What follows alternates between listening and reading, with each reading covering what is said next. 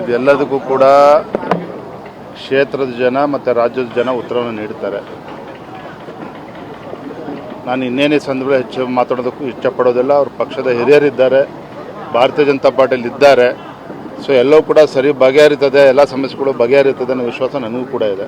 ಅವ್ರು ನೋವಿನಲ್ಲಿದ್ದಾರೆ, ಎಲ್ಲವೂ ಕೂಡ ಸುಸೂತ್ರ ಬಗೆಹರಿಯುತ್ತೆ ಅನ್ನೋ ವಿಶ್ವಾಸ. ನಾಳೆ ಮೋದಿ ಅವ್ರ ಕಾರ್ಯಕ್ರಮಕ್ಕೆ ಬರಲ್ಲ ಅಂತ ಮಾತಾಡ್ತೇನೆ. ನಾನು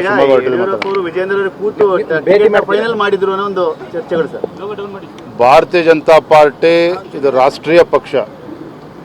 ರಾಜ್ಯದ ಯಾವುದೇ ಕ್ಷೇತ್ರ ಅಭ್ಯರ್ಥಿಗಳ ಬಗ್ಗೆ ತೀರ್ಮಾನ ಮಾಡೋದಾದರೆ ನಮ್ಮ ಕೇಂದ್ರದ ವರಿಷ್ಠರು ಎಲ್ಲರೂ ಕೂಡ ಕೂತು ಚರ್ಚೆ ಮಾಡಿ ತದನಂತರನೇ ಎಲ್ಲವೂ ಕೂಡ ನಿರ್ಧಾರ ಆಗಿರ್ತಕ್ಕಂಥದ್ದು. ಯಾರೋ ಒಬ್ಬರು ಮಾತು ಕೇಳಿಕೊಂಡು ನಮ್ಮ ಪಕ್ಷದಲ್ಲಿ ಆ ರೀತಿ ತೀರ್ಮಾನ ಮಾಡೋದಕ್ಕೆ ಸಾಧ್ಯವೂ ಇಲ್ಲ, ಅದಕ್ಕೆ ಅವಕಾಶವೂ ಕೂಡ ಇಲ್ಲ. ಎಲ್ಲರ ಒಮ್ಮತದ ತೀರ್ಮಾನ ಅಭ್ಯರ್ಥಿಗಳು ಇವತ್ತು ಘೋಷಣೆ ಆಗಿರ್ತಕ್ಕಂಥ. ಏನಪ್ಪ ಮಾತಾಡ್ತೇನೆ, ನೀವು ಅಪ್ನ ಕೊಟ್ಟರೆ ಭೇಟಿ ಆಗ್ತೀನಿ. Thank you. ಇದೆಲ್ಲದಕ್ಕೂ ಕೂಡ ಕ್ಷೇತ್ರದ ಜನ ಮತ್ತು ರಾಜ್ಯದ ಜನ ಉತ್ತರವನ್ನು ನೀಡ್ತಾರೆ.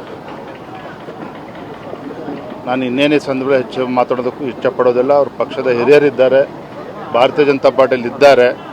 ಸೊ ಎಲ್ಲವೂ ಕೂಡ ಸರಿ ಬಗೆಹರಿತದೆ, ಎಲ್ಲ ಸಮಸ್ಯೆಗಳು ಬಗೆಹರಿತದೆ ಅನ್ನೋ ವಿಶ್ವಾಸ ನನಗೂ ಕೂಡ ಇದೆ. ಅವ್ರು ನೋವಿನಲ್ಲಿದ್ದಾರೆ, ಎಲ್ಲವೂ ಕೂಡ ಸುಸೂತ್ರ ಬಗೆಹರಿಯುತ್ತೆ ಅನ್ನೋ ವಿಶ್ವಾಸ. ನಾಳೆ ಮೋದಿ ಅವ್ರ ಕಾರ್ಯಕ್ರಮಕ್ಕೆ ಬರಲ್ಲ ಅಂತ ಮಾತಾಡ್ತೇನೆ. ನಾನು